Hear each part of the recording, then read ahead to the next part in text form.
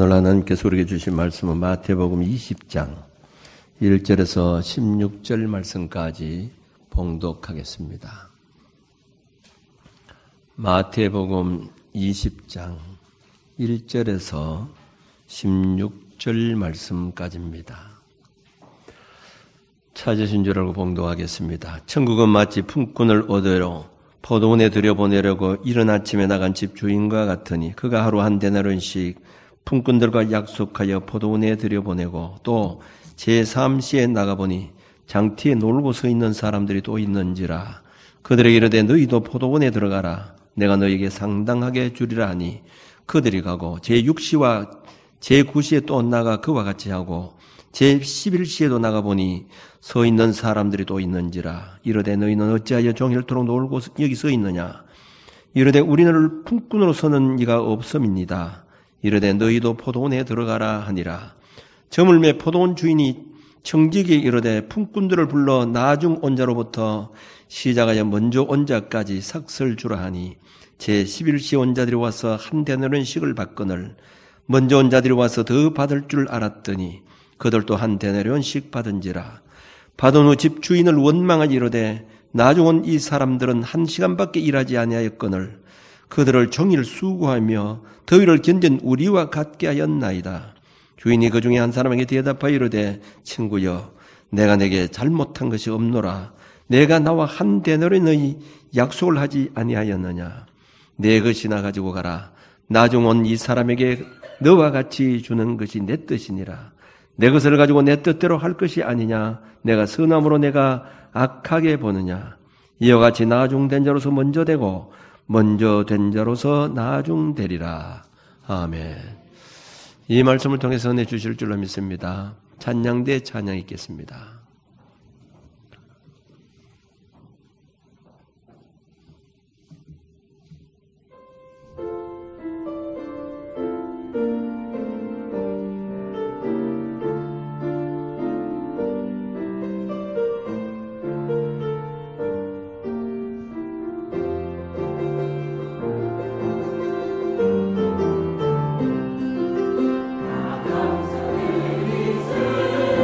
Oh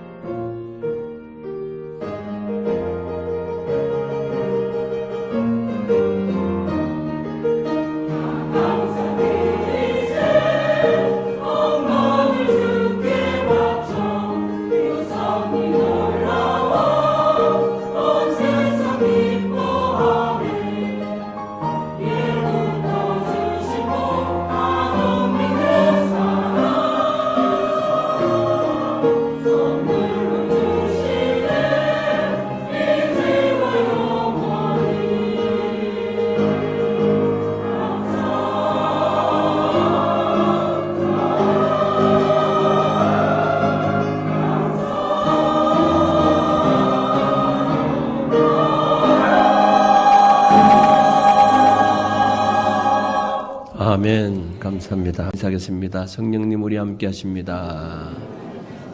큰 은혜 주실 줄로 믿습니다. 요즘 근래 들어와서 이 사람들이 이 애완용 개를 참 많이 키우고 있습니다. 요즘은 코로나 되어서 이 신방을 참 안 왔는데, 신방을 가보면 개를 지나치게 위하는 것을 볼 때 때로는 마음이 안 들 때가 참 많이 있습니다. 우선 아무리 깨끗하게 해도 개가 있는 집에 개 냄새가 좀 납니다. 그리고 개 먹이를 따로 준다든지 또 병원에 데리고 다니는 것은 어찌할 수 없습니다만은 때마다 목욕시키고 미장원에 데리고 가고 나들이 할 때는 유모차에 태우고 가고 자동차에 모시고 다닙니다. 우리나라에도 지금 내가 물어보니까 개 보험을 한다고 하네요. 개 보험도 들어주고 개에게 유산도 물려준다고 합니다. 내가 죽거든 우리 개에게 이렇게 매달 맛있는 사료도 주고 그렇게 해서 유산을 물려준다는 것이죠. 우리 상식으로 아무리 생각해도 그렇게 하는 게 지나칩니다. 우리는 그저 보시탕 잡아먹고 여름철 되면 좀 남성교회도 개 보신탕도 하고 이래야 되는데 요즘 이제 보신탕 잔치가 없대요. 남성교회도 보니까 개 보신탕 한 번씩 먹기가 참 힘이 듭니다. 개는 개 취급을 해야 되지. 또 이러면 또 애완용 키우는 사람이 내한테 공격할지 모르겠습니다만은 못마땅할 때가 참 많이 있어요. 그래서 가끔 왜 그렇게 개를 좋아합니까? 이렇게 물어보면 어디 갔다 오면 개만큼 날 친절하게 이렇게 반겨주는 사람이 없다는 거예요. 반겨주는 게 없다는 겁니다. 자식도 키워놓으면 다 은혜 줘버리고 그렇게 하는데 개는 은혜를 잊지 않는다는 겁니다. 그리고 개는 은혜도 이렇게 잊지 않을 뿐만 아니라 그렇게 자기를 반겨준다고 하는 겁니다. 흔히 변망덕한 사람을 가리켜서 개만도 못하다 그렇게 매도할 때가 있습니다. 그래서 개가 사람을 가르친다고는 사자성언이 있습니다. 개가 사람을 가르치냐 뭡니까? 개인지도랍니다. 개인지도. 개가 사람을 가르친다. 사람이라고 하는 것은 이 친구는 고사고 참 배은망덕할 때가 참 많이 있죠. 우리 살아가다 보면 여러분 사람이 사람다울 수 있는 기준은 은혜를 아는 것입니다. 은혜를 은혜로 아는 사람을 우리는 사람이라고 할 수 있습니다. 은혜라는 것이 뭡니까? 거저 주는 것입니다. 그러므로 은혜를 안다는 것은 거저 받은 것을 아는 것을 말합니다. 받을 만한 자격이 없는데도 거저 받았다는 것을 아는 것이 사람다운 조건이라는 것이죠. 하나님의 은혜, 그리스도의 은혜, 십자가의 은혜, 성령의 감화하시는 은혜, 이런 것을 알고 감격하고 그리고 그 은혜에 답하려고 하는 삶을 살 때에 비로소 그 사람을 그리스도인이라 그렇게 말할 수 있습니다. 신학적으로 좀 더 깊이 있게 말씀드리자면 은혜를 받지 못한 사람은 구원받지 못한 사람이다 하는 말이죠. 나는 은혜 받았다. 나는 은혜로 산다. 하나님의 은혜를 이렇게 느끼며 살아가는 사람이 바로 구원받은 심령이라는 겁니다. 그러므로 은혜를 안다는 것은 무자격자, 자격이 없는 가운데 은혜를 받았고 또 죄인이면서 구원을 받고 또 도저히 용서받을 수 없는데 사랑을 받는다고 하는 이 감격과 기쁨을 의미합니다. 이 마음이 바로 구원의 은혜인 것입니다. 지난 주간에도 월요일날 대구 아카데미 원장이신 최태영 교수가 이 칼빈의 예정론에 대해서 강의를 했습니다. 이 예정론이 참 설명하기가 어려운 부분입니다. 그런데 우리가 이것을 알아내야 될 것은 이 예정론 칼빈이 기독교 강요를 비롯해서 많은 이 저서를 남겼는데 그 많은 저서의 허리는 이 칼빈의 사상이 크게 두 가지입니다. 하나는 인간의 전적 타락, 또 하나는 하나님의 불가항력적인 은혜입니다. 사람이란 은혜를 생각조차 할 수 없게 완전히 타락해서 무자격하게 버려진 그런 존재인데 도저히 상상할 수 없는 강권적인 은혜가 불가항력적으로 우리에게 임해서 그래서 우리가 구원받는다고 하는 것이 칼빈의 성경 이해입니다. 구원받은 사람이 생각할 때는 모든 것이 하나님이 베푸시는 은혜이지 여기에 내 공로란 없다고 하는 것이죠. 내 노력도 없고 자격도 없습니다. 그래서 부모도 형제도 성도 간의 교제도 다 은혜로 알고 감사하기만 받아들여지는 겁니다. 어거스틴의 그 고백록에도 보면 이 유명한 고백을 했는데 하나님이시여 나의 모든 행위와 나의 모든 생각 가운데 죄 아닌 것이 어디 있더이까? 나는 죄로 얼룩져 있다 하는 그런 말입니다. 나의 모든 것이 죄라고 하는 사실을 그는 고백을 합니다.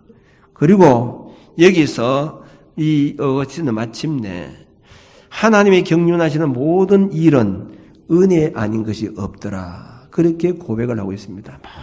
모든 것이 죄인데 하나님의 은혜 때문에 그래서 모든 것이 은혜다. 그렇게 고백을 합니다. 이것이 그리스도인들의 올바른 고백입니다. 그래서 사도 바울은 고린도전서 5장 15장 10절에 보면 나의 나된 것은 하나님의 은혜로라 이렇게 말씀을 하고 있습니다. 오늘 이 본문의 말씀은 예수님께서 천국에 대한 비유의 말씀으로 하신 말씀입니다. 천국은 마치 품꾼을 얻어 포도원에 들여보내려고 이른 아침에 나간 집 주인과 같다는 그런 말씀으로 시작합니다. 포도원 주인이 아침 일찍이 인력 시장에 나가서 일할 곳을 찾는 사람들을 불러다가 자기 자신이 포도원에 일을 시킵니다. 아침 일찍 나가고 9시에 나가고 또 12시에 나가고 오후 3시에 나가서 여전히 일할 곳을 찾지 못하고 있는 사람이 있을 때에 그들을 다시 포도원에 들여보내서 일하도록 그렇게 합니다. 그리고 오후 5시에 또 나갑니다. 초췌한 모습으로 종일토록 일할 곳을 찾지 못해서 애태우고 있는 사람을 그는 발견하게 됩니다. 시간이 얼마 남지 않았지만 그들도 가서 일하도록 그렇게 했습니다. 그런데 이 문제는 품삯을 지급하는 시간에 일어나게 되었다는 거죠. 늦게 온 사람부터 한 데나리온을 품삯을 주는데 모두 똑같이 품삯을 지급하십니다.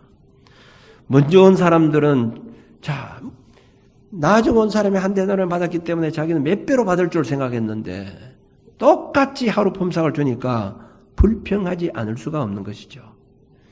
그리고 어떻게 하루 종일 일한 사람과 고작 1시간 동안 일한 사람이 똑같이 어떻게 취급합니까? 그래서 주인에게 이렇게 불평을 합니다. 그때 이 부인이 개의치 않고 이렇게 말하는 겁니다. 내가 뭐 잘못했느냐는 거죠. 약속대로 정확하게 난 당신에게 한 데나리온을 주지 않았느냐는 거지. 그런데 내 것을 가지고 내 마음대로 하는데 왜 그 간섭이냐는 거죠. 자, 여기서 강조하고 있는 것이 뭐냐? 해질 무렵에 온 종이라는 겁니다. 하루의 품삯을 받을 수 있는 자격이 없음에도 불구하고 한 데나리온을 받았다는 것이죠. 자, 여기서 오늘 분명히 우리에게 주시는 교훈이 있다는 겁니다. 천국은 마치 이렇게 했죠. 자, 거기에서 오늘 이 본문 속에서는 세 종류의 사람을 우리가 볼 수가 있습니다. 첫째는 첫째 사람입니다. 전혀 감사를 모르고 이 세상에 살아가면서 마치 자기 능력으로 인생을 살아가는 것으로 생각하는 그런 사람입니다. 이 아침 일찍 한 데나리온의 약속을 하고 부른 종입니다. 자, 1절에 보면 천국은 마치 품꾼을 얻어 포도원에 들여보내려고 이른 아침에 나간 집 주인과 같으니 그가 하루 한 데나리온씩 품꾼들과 약속하며 포도원에 들여보내고, 자, 1차로 아침 요즘같으면 한 7시쯤 됐겠죠. 그래서 주인이 그에게 일당을 약속합니다. 내가 하루 품삯을 줄 테니까 일을 해달라. 자, 그러기 때문에 그는 하루 일과를 다 마치고 품삯을 받을 때에 그는 당당합니다. 왜? 나는 일한 대가를 받기 때문입니다. 내 노력의 대가로 얻은 것이기 때문에 절대로 그 사람은 은혜라고 생각하지 않는다는 겁니다. 은혜는 내가 노력하지 않는 데서 얻는 것을 은혜라고 하지 내가 노력해서 얻은 걸 가지고 은혜라고 하지 않는다는 겁니다. 받을 자격이 없는데도 분수 이상의 무엇을 얻게 될 때 은혜로 하는데 자기는 정당하게 수고해서 얻은 것을 은혜라고 하지 감사합니다 하지 않는다는 거죠. 내가 아침 일찍에 포도원에 가서 땀 흘려 일한 수고의 대가를 얻었다. 내가 노력해 얻었다고 생각하는 무슨 감사의 마음이 그 사람에게 들겠느냐 하는 겁니다. 그는 당연히 받은 것이라는 거죠. 여러분 대부분 사람들이 세상 그런 의식으로 살아갑니다. 직장에서 직장인들이 한 달 동안 일을 하고 월급을 받으면서 사장에게 감사하는 사람이 얼마나 있겠습니까? 별로 없죠. 당연히 내가 수고하고 받은 대가라고 생각하기 때문입니다. 어찌 보면 우리가 살아가면서 감사를 모르는 이유 가운데 하나가 모두 이런 의식을 가지고 있기 때문이라는 것이죠. 내가 노력해서 얻은 것인데 하나님께 감사할 필요가 뭐 있겠느냐 이 말이죠. 여러분 이것 자체가 얼마나 교만이다 하는 것을 우리는 알아야 됩니다. 일자리가 있다고 하는 것 자체도 우리가 얼마나 감사할 일이겠습니까? 만일 이 주인이 이 사람에게 일자리 주지 않았으면 어떻게 하겠느냐는 거지요. 다른 사람은 불러주지도 않았는데 자기를 제일 먼저 불러주었다고 하는 그것만으로도 감사할 일인데 그걸 몰랐다는 겁니다. 여러분 바벨론의 느부갓네살 왕이 하나님께 버림받은 이유가 바로 무엇입니까? 바로 그겁니다. 다니엘 4장에 보면 느부갓네살 왕이 한 번은 꿈을 꾸게 됩니다. 그래서 신하들에게 명령을 해서 이 꿈 해석을 좀 해달라 그렇게 했는데 아무도 그 꿈을 해석해 주는 사람이 없었습니다. 그때 다니엘이 들어왔습니다. 왕이 이제 꿈 얘기를 합니다. 자기 밤에 꿈을 꾸는데 큰 나무가 땅의 중앙에 있는데 이 한 나무가 하늘 꼭대기까지 이렇게 이제 무성하게 자라났다는 겁니다. 그리고 잎사귀도 무성하고 그리고 열매가 많아서 모든 사람들이 먹을 만하고 그리고 짐승들도 새들도 와서 그 그늘에 쉬게 되었다는 겁니다. 그런데 조금 있으니까 하늘에서 어떤 거룩한 자가 내려오더니만은 소리 지르면서 나무를 베라는 겁니다. 그리고 잎사귀를 떨고 열매를 다 해치고 짐승들은 그 아래서 떠나게 하고 새들은 거기서 쫓아내라는 겁니다. 그리고 그루터기만 두고 그 그루터기 위에 새와 놋줄을 동이고 그것을 풀 가운데 두라. 이런 음성을 듣게 됐는데 그것이 너무 이상하기 때문에 이 꿈을 해석해 달라. 그렇게 얘기를 합니다. 그런데 다니엘이 그 꿈을 듣는 순간에 벌써 알았습니다. 그래서 이 큰 나무는 왕입니다. 그러면서 이제 해석하는 말이 뭡니까? 다니엘서 4장 25절에 보면 왕이 사람에게서 앞으로 쫓겨나서 들짐승과 함께 살며 소처럼 풀을 뜯으면서 하늘 이슬에 젖을 것이요. 이렇게 비참하게 왕이 죽게 될 것이라는 겁니다. 자, 그러면서 자기 얘기를 잘 들어달라는 겁니다. 내가 얘기하는 말씀을 들으라. 그러면서 이제 왕이 공의를 행하고 죄를 사하고 가난한 자를 긍휼히 여기고 죄악을 사하시며 그렇게 하면 왕이 오랫동안 왕위를 보존할 것입니다. 다시 말하면 왕이 절대로 앞으로 교만하면 안 됩니다. 아주 선정을 베풀고 교만하지 말고 하나님의 은혜를 알고 그렇게 해야 됩니다. 그러면 왕위가 오래 가게 될 것입니다. 이렇게 얘기를 해 주었습니다. 그런데 한 1년이 지난 후에 왕이 깜빡 잊어버립니다. 그걸 잊어버렸다는 거죠. 그리고 왕궁을 거닐면서 다니엘서 4장 30절에서 32절에 보면 이 큰 바벨론은 내가 내 능력과 권세로 건설해서 나의 도성을 삼았다. 이렇게 교만한 거예요. 이건 내 능력으로 이 바벨론을 이렇게 왕성하게 만들었다는 거예요. 자, 다니엘서 4장 32절 말씀 보면 내가 사람에게서 쫓겨나서 결국은 다니엘이 예언한 대로입니다. 사람에게 쫓겨나서 들짐승과 함께 살면서 소처럼 풀을 먹을 것이요. 그 예언대로 그대로 되었습니다. 내 능력으로 했다는 거죠. 내 힘, 하나님 은혜 아닙니다. 내 힘으로 했다는 거죠. 여러분 오늘도 이 세상에 그런 의식으로 살아간 사람들이 얼마나 많이 있습니까? 오늘까지 살면서 여러분 다 내 능력으로 살아왔다고 생각하잖아요. 내 힘으로 살아왔다가 남들보다도 더 부진하게 노력을 했기 때문에 그렇게 내가 그래도 이렇게 잘 살 수 있다고 그렇게 착각하면서 살아간 사람들이 많이 있습니다. 어리석은 농부의 비유가 우리에게 가르치는 교도 바로 그거지요. 내가 농사를 지어서 그래서 많은 소출을 거두었다는 겁니다. 그럼 내가 혼자 오랫동안 먹겠다는 겁니다. 근데 하나님께서 뭐라고, 네 영혼 오늘까지 불러가면 너 그거 누구시 되겠느냐. 교만하지 말라는 겁니다. 여러분 부모들이 여러분 자녀들을 다 키워서 이제 대학교를 보내고 그저 빛을 재가면서 돈 해서 학교를 보내고 나고 나중에 그 아들들이 자녀들이 직장 생활할 때에 어떻게 생각합니까? 이제는 그 월급 같은 거 부모 절대로 안 줍니다. 왜? 내가 벌었다는 거. 내가 쓰고 있는 건데 왜 부모 줘야지 않느냐는 거지.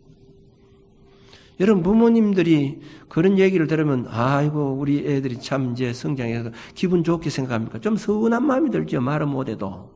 내가 이제까지 그래도 애들을 다 공부시켜서 했는데 만일 이렇게 생각해 보세요. 이거 다 부모님 은혜입니다. 부모님 알아서 좀 해주세요. 여러분 부모님 그거 쓰겠습니까? 다 하나도 안 씁니다. 다 더 보태준다. 그런데 내가 벌었다는 거. 내가 벌었기 때문에 내 마음대로 한다는 거죠. 얼마나 그게 바로 오늘 우리 모든 사람들의 모습이요. 오늘 이렇게 이른 아침에 들어보낸 농부와 같은 그런 사고를 가지고 오늘 또 사람들이 살아가는 사람들이 많이 있다 이 말입니다. 내 힘으로 지금 살아가고 있다는 거죠.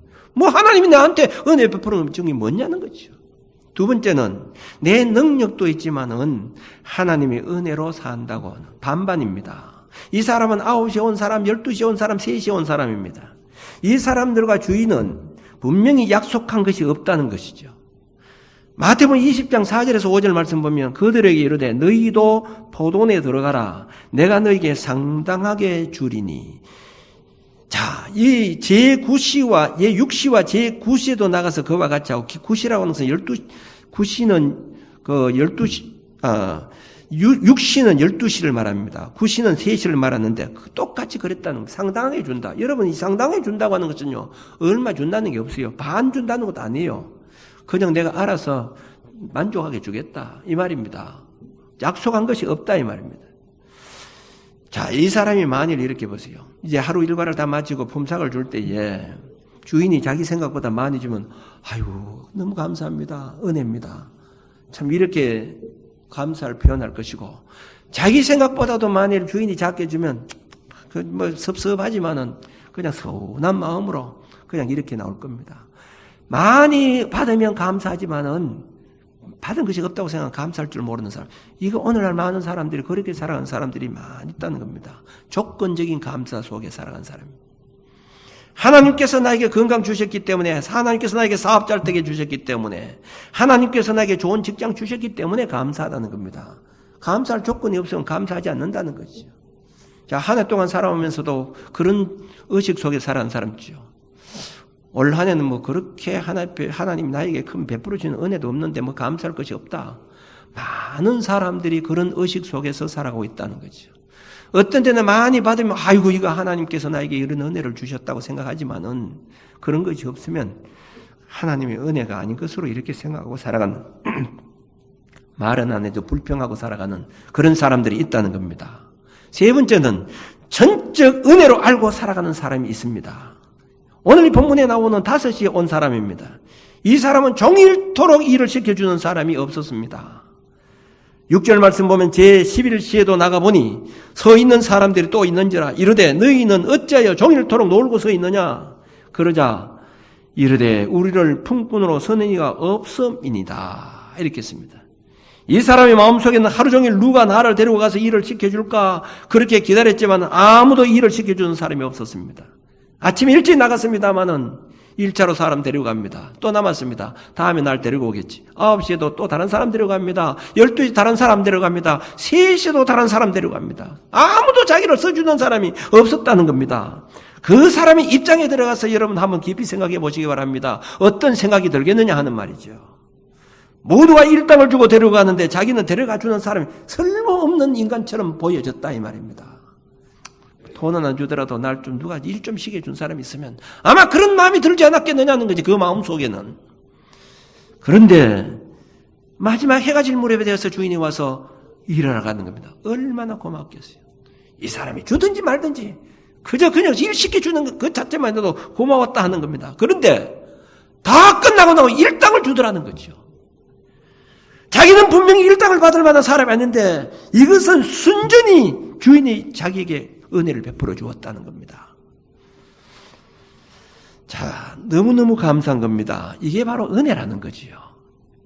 받을 수 있는 자격이 있어서 받은 것이 아니라 주인의 은혜라는 겁니다. 그것이 바로 우리 그리스도인들의 모습이 돼야 된다는 거지. 우리가 받을 만한 가치가 있어서가 아니라 순전히 하나님의 은혜 가운데 산다는 거예요. 이 의식 속에 살아가는 사람들이 있다는 겁니다.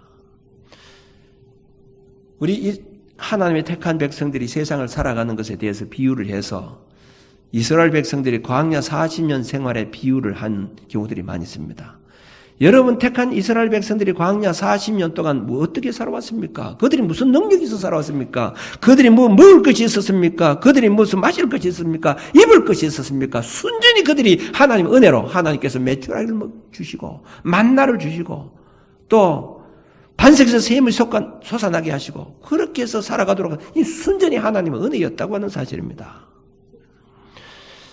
은혜를 베풀어 주셨다는 말이죠. 우리는 은혜로 사는 인생이라고 하는 것을 이것을 분명히 알아야 된다는 겁니다. 은혜로 사는 인생이다 이 말입니다. 우리가 자격이 있어서 하나님의 일을 위해서 일할 수 있는 것이 아닙니다. 자격이 없음에도 불구하고 나를 하나님의 자녀로 삼아주시고 이렇게 오늘까지 살아가고 하는 이 모두가 다 하나님의 은혜라고 하는 사실입니다. 여러분은 어떤 의식을 가지고 세상을 살아가고 있습니까?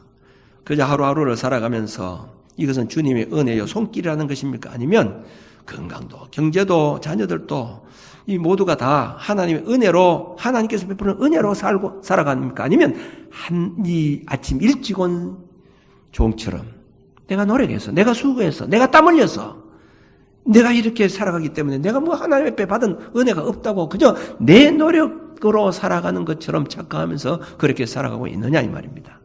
아니면 어떤 때는 하나님의 은혜인데 어떤 때는 하나님께서 은혜를 베풀어 주지 않아서 어떤 때는 감사하고 어떤 때는 감사하지 못하고 그렇게 살아가는 그런 존재로 살아갑니까? 아니면 비록 이 모두가 살아가는 순간순간마다 다 하나님의 은혜라는 의식을 가지고 살아가고 있느냐 이 말입니다.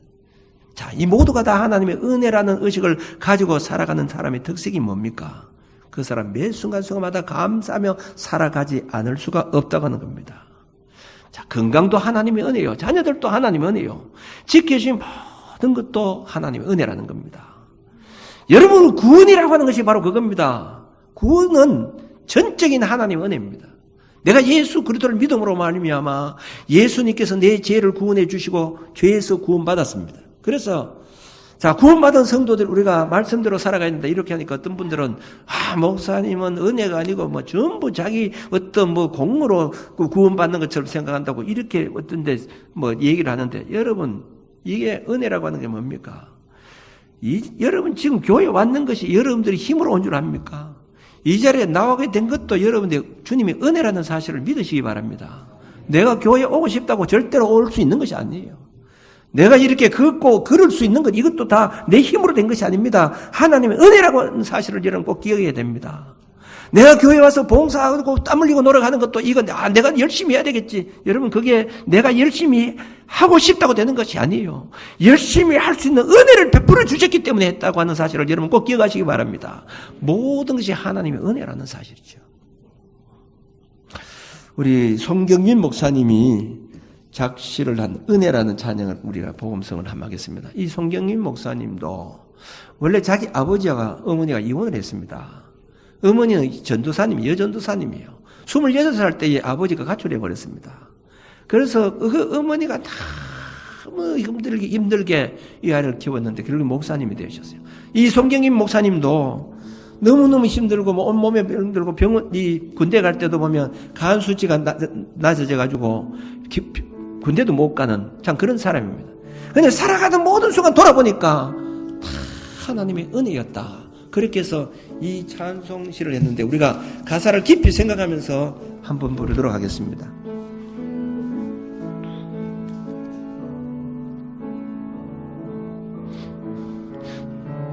내가 누려왔던 모든 것들이 내가 지나왔던 모든 시간이 내가 걸어왔던 모든 순간이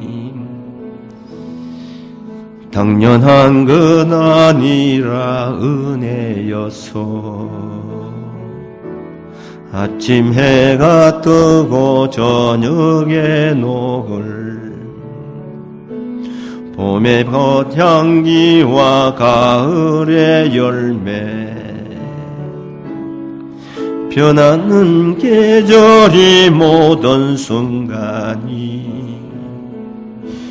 당연한 것 아니라 은혜여서 모든 것이 은혜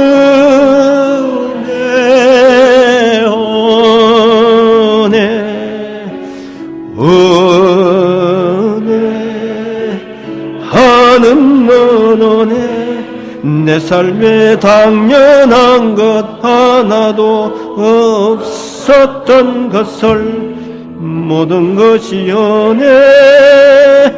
은혜여서 2절 한번 더 하겠습니다. 내가 이 땅에 태어나 사는 것 어린 나이 시절과 지금까지 숨을 걸며 살며 꿈을 꾸는 삶 당연한 것 아니라 은혜여서 내가 하나님의 자녀로 살며 오늘 찬양하고 예배하는 삶 복음을 전할 수 있는 축복이 당연한 것 아니라 은혜여서 모든 것이 은혜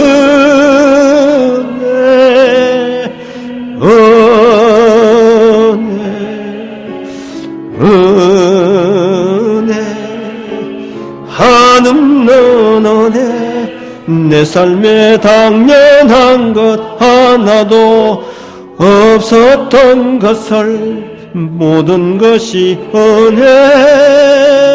은혜여서 오늘 찬양하고 예배하는 삶 복음을 전할 수 있는 축복 이 절대로 당연한 것 아닙니다. 이 자리에 앉아있는 것 이거 당연한 것이 아니라는 거죠. 모든 것이 다 하나님의 은혜 속에 우리가 살아가는 존재라고 하는 것을 여러분 꼭 깨닫기를 바랍니다. 자, 은혜 속에 살아간다고 하면 우리 어떤 의식을 가지고 살아갑니까? 내가 아무리 많은 것을 준비한다 할지라도 하나님의 은혜가 아니면 복된 인생을 살아갈 수가 없습니다. 내가 비록 힘들고 어렵게 살아간다 할지라도 뭔가 좀 부족한 것이 있다 할지라도 고통이 있다 할지라도 하나님의 은혜 속에 살아간다 하면 하나님께서 함께해 주실 것이라는 겁니다. 우리는 오늘까지도 하나님의 은혜 속에 살았습니다. 앞으로도 하나님의 은혜 속에 살아가는 존재라고 하는 사실을 깨닫고 한달란트 이 아침 일찍 온 사람처럼 내가 노력해서 절대로 복된 인생 살아가는 게 아닙니다. 하나님의 은혜 속에 살아간다는 것을 깨닫고 늘 감사하며 찬송하며 살아가는 저와 여러분들이 되어주시길 바랍니다.